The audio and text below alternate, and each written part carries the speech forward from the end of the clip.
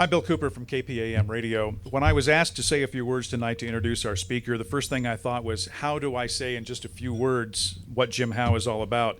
Jim started his broadcast career in Billings, Montana, and I promised Jim I wouldn't say what year. His next stop was Crescent City, California. After that came Pendleton. Jim has been a fixture in Portland radio since his arrival at KEX in 1962. He was news director at KEX for an amazing 29 years. Jim hired me in 1987, brought me back to my hometown, something for which I will always be grateful. Jim's management philosophy has always been one of trust your reporters. And that is something that's a foreign concept in many newsrooms today. There isn't a lot of trust there. Jim always trusted us. One person who worked for Jim for many years told me today that by trusting her, she was better able to trust herself, and that made her a better reporter. In this age of instant news and the constant battle to get the story first, something that Jim always said comes to mind. He said, we want to get the story first, but above all, we want to get it right. And that is something that Jim always does. It's my great pleasure to introduce to you the man recognized as the Dean of Portland Broadcast Journalists. Ladies and gentlemen, Mr. Jim Howe.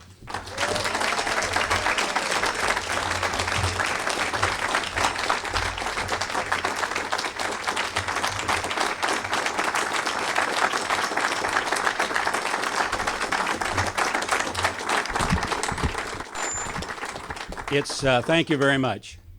It's indeed an honor to be here. When you're the dean of anything, it means you've just been around a long time. I want to congratulate the winners tonight. And as the wife and I were talking at the table, boy, there's really some impressive work being done in radio and television.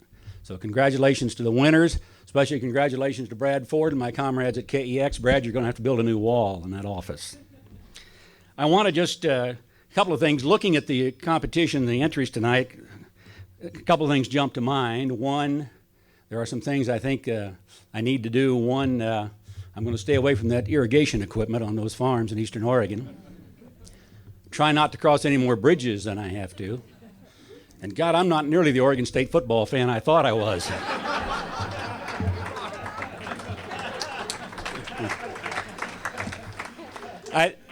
We're going to leave here, and I'm not going to keep you too long. We're going to leave here and go to the AP hospitality room. And last night, some of us were there. And as Marilyn and I were walking home, the sprinklers suddenly turned on, and we got drenched. And now there are a lot of nights that's good for you after an evening in the AP hospitality room. But last night was not one of those. It was very cold, so be careful on your way home. I want to thank Bill for the introduction and the kind words. As you've heard, I've been in radio in the business for a very long time. But I want you to know, especially for the younger people here, I never worked with Marconi. However, when I got my first job, they gave me his parking place, so he hadn't been gone very long. I started in radio so long ago, it was before cart machines, cell phones, satellites, computers, consultants, and mega owners. There were about 85 radio stations in Oregon. Today, there are about 150. In fact, Portland has almost 50 radio stations today. As far as KEX goes, I've been there longer than 39 years. I've been through 7 owners, 12 general managers, and 14 program directors, but who's counting? When I started, music was on record. There were real platters, and there were real disc jockeys. Nowhere in America was there an FM station that was rated in the top 5 anywhere in the market. In fact, nowhere in America was there an FM station in the top 10 in the major markets. Today, 9 out of 10 people listen to FM. No owner could own more than 5 stations. Today, the company I work for owns more than 1,600 radio stations, 20 television stations, and more than 700,000 outdoor and transit advertising displays. Times have changed. When I started at KEX, we were owned by one of the largest broadcasting companies in the nation, Westinghouse. That was 5 stations. In fact, Westinghouse wanted to get a station in Los Angeles, so one of the 5 had to be sold, and it was KEX. And we were sold to Golden West Broadcasters out of Los Angeles, and of course the owner was the old cowboy, Gene Autry. Mr. Autry in his later years owned 5 AM stations and 2 FM stations, and he was a mega broadcaster. People used to ask him how many stations he owned, and he always said, "I own 5 radio stations and 2 FMs." When I first got to KEX, Westinghouse thought it had pulled the broadcast coup of the decade. Westinghouse Broadcasting had given the state of Oregon its FM station. The station today that is KOAP or KOPB FM used to be the KEX FM. And the state of Oregon gave Westinghouse Broadcasting $1 for that station. There was no way that Westinghouse could make money with it. They couldn't get listeners. They couldn't do anything with it. And they didn't want to just turn it off, which is what many owners did. So they worked out this deal with the state and they gave it away. My, oh my, what that thing would be worth today. In fact, you got to remember, though, that in those days, car radios did not have FM bands in them. And the normal radio receiver in your house did not have an FM band in it. In fact, the radio we use in our kitchen at home is what was then called a small portable. It was a parting gift from Westinghouse in 1962, and it still works every day, and it has only AM in it. When I started, there were lots of on-air jobs in radio because there had just been a big exodus to that new, exciting medium, television. So there were a lot of people needed in radio. And really all you needed was the FCC license because you had to read the transmitter readings and the guts to go on the air. Most everyone went into a small market to learn the trade, spent a few years, and then moved to a larger city to try to make a living. So standing here today and looking at the business that I've spent all my adult life in, one question comes to mind. What in the hell has happened? Well, the answer is change, not only in our business, but in a lot of businesses. A longtime journalist, Arthur Rouse, in his book Drive-By Journalism, traces the problems of television to the day that the government allowed General Electric to buy NBC. He says that was the day the news business started to crumble. He claims the profit-at-any-cost philosophy of the big mega owner created what he calls news-amuse reporting, with emphasis on trivia and tragedy, and that neglects the important thing in our communities. Rouse says the philosophy allows the advertiser and the professional flack to shape the newscast. They do it by tilting it toward that privileged few in the magic 25 to 54 demographic. I have always told myself that I will never be a good old days type of person. I've never been one to say that things were better in the old days because I don't think they were. But I do believe when the stockholder replaced the listener and the viewer as the most important person in radio and television, we began to lose our way. Developing a strong news image in radio and television has always been a long, slow, and expensive process. You know it better than I. You cannot do it if you consider the end of the quarter a long-term goal. Listeners want to hear about things that affect their neighborhoods, community, their schools, and their workplace. They need to hear about the dangers in our communities, what's going on at City Hall, what's going on in Salem, and what about those scoundrels in Washington, D.C. We may have gone overboard with some of these areas because I, over the years, have heard all the cries of, well, all you ever cover is bad news. But I do think the blurring of the line between the talk show and the news product has not helped. On a station with a very conservative talk show, it's hard to deliver a news product that seems fair and balanced. To the listener, it all comes out of the same radio or television speaker, and they often don't know the difference. Add the introduction of commercials that sound like news stories, and your listeners and viewers are even more confused. I've never been one to object too loudly to all the research in our business. It can be helpful. I remember back in the middle 70s when we had a new manager at KEX, and he was a real lover of research. In fact, after he'd been in office a few months and made the changes to the station that he wanted, he set about a big research program. His effort was to make KEX a major personality music station. He paid a great deal of attention to the music, to the people on the air. He fired the folks he didn't like and hired new ones. When the research came back, it said almost everything he wanted because, after all, he's the guy to frame the questions. However, there was one glaring exception. The question was asked, of all the things we did at KEX, what did we do best? The possible answers were music, personality, sports, traffic, weather, and news. Much to his surprise, the listener said what we did best was news. He was really upset. He called me in and said he didn't know why, but the listeners thought we had the best news shop in town. He added he had to make some changes in the news department because we had to do an even better job. So you think about that a little bit. Your listeners have said you got the best operation in town, but you have to change it. As I said before, building a strong and well-known and respected news department is a long, slow, and expensive process. It's not like bringing on a new sitcom. In 2 or 3 weeks you get the numbers and you know how it's going to do. As news managers, directors, and gatherers, we need to do all that we can to make sure the programmers and management understand our job is information first. We also need to do the best job we can to deliver the product, and in some cases, that includes entertain. I'm always entertained when I hear stations promote themselves as doing news in a different way or exploring different angles that you don't see or hear elsewhere. You know, how much baloney is most of that? They then go out and hire the same folks that have worked in all the other stations in town, buy the same equipment, go to the same sources, and somehow that means a different approach and presentation. Rarely does it happen.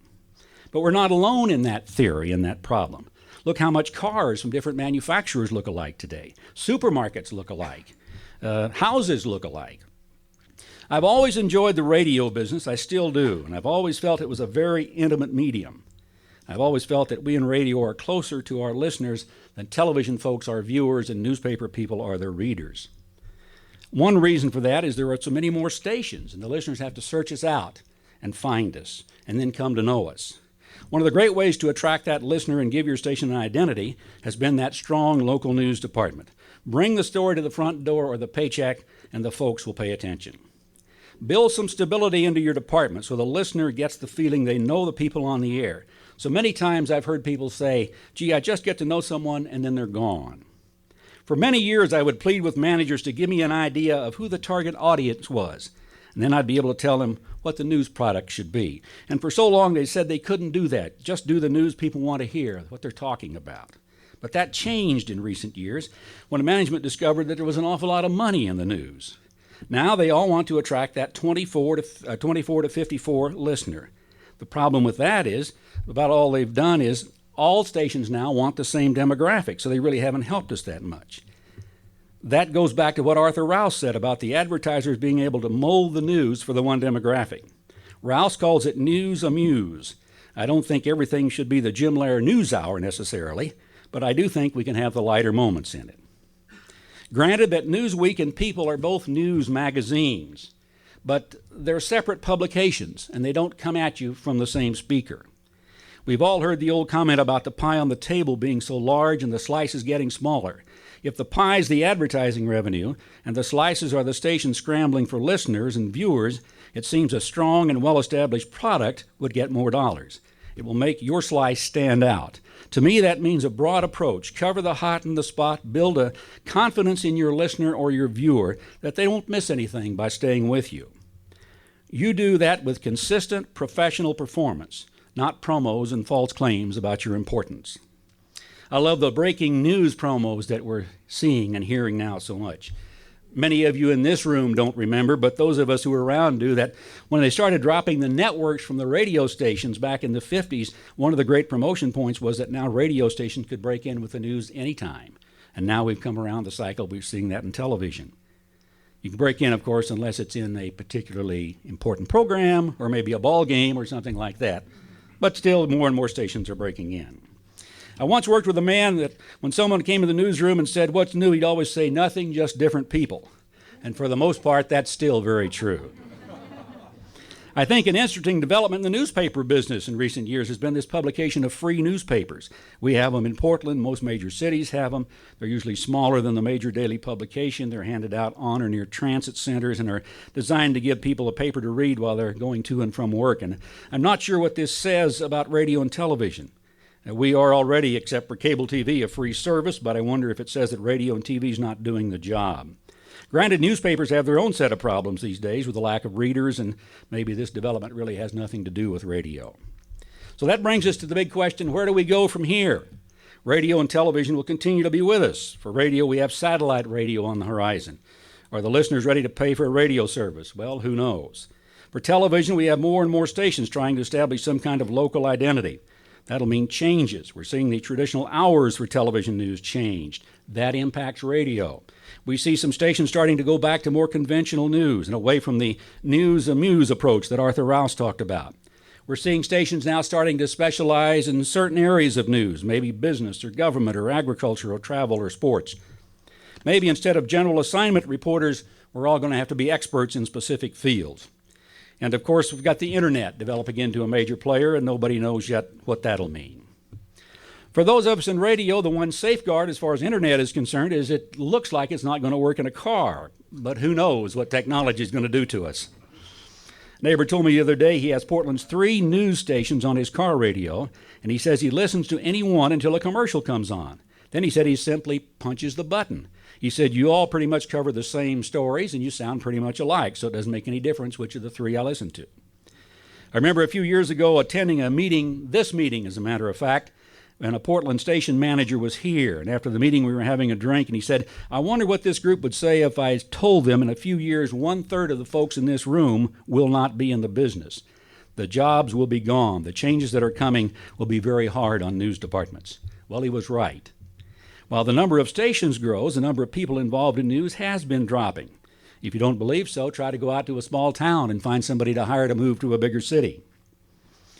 Much like the networks have done in the past, we're seeing mega broadcasters now feed news from a central hub to the wheel to the smaller markets. I've been told we see a 1/4 to 1/3 drop in the number of employees in radio today compared to just 5 years ago. At the same time, there are many, many more stations than 5 years ago. There will be jobs in news in the future. They'll be quite different, though, than they have in the past, probably. And at the same time, if we are in the news business, we must, it's critically important, maintain our integrity, cover the story, present a fair and balanced product. I was very happy to see the conference on ethics here today, the session on that. Very important. Be prepared to argue for your story. Present what you think is important. Don't worry too much about the competition or how they did a story. Do it the best way you know how. If you worry about the competition, you'll find yourself always following and never leading. I've always enjoyed being part of a very small group of people with a very specific task. That's one of the things I liked about radio. Unfortunately, sometimes I was the entire group with a specific task. We're always an important part of our listeners' lives. I still have people tell me they remember how we reported stories, maybe Mount St. Helens, or the Kennedy assassination, or the floods of '64, or the Columbus Day windstorm of '62, or even that election in 2000. I've often said if I had not spent my life in radio, I would have spent my life wishing I had been in radio. It's been a long 40-plus years, some longer than others. If you don't believe me, just ask my wife, Marilyn. Not every day's been a blast, but I certainly have enjoyed it. I feel I've done a lot of things, I'm in a lot of places I would not have done in some other line of work. Will it ever be like it used to be? No. Will it be easier? No. Would I do it all over again? Yes, but I'd have to keep some other offers under consideration. Thank you very much.